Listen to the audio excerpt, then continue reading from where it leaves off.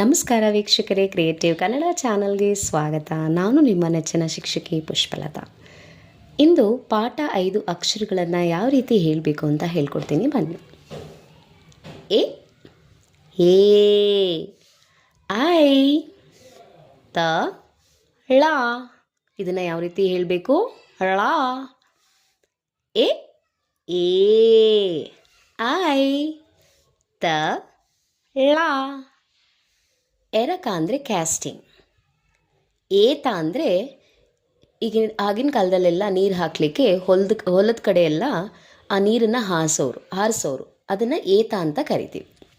ಐದಳ ಅಂದರೆ hibiscus, 5 petals. Tabla, drums.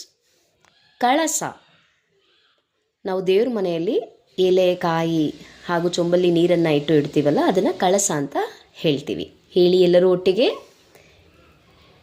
A ಅಂದರೆ ಏರಕ, A ಅಂದರೆ ಏತ, ಐ ಅಂದರೆ ಐದಳ, ತ ಅಂದರೆ ತಬಲ, ಳ ಅಂದರೆ ಕಳಸ.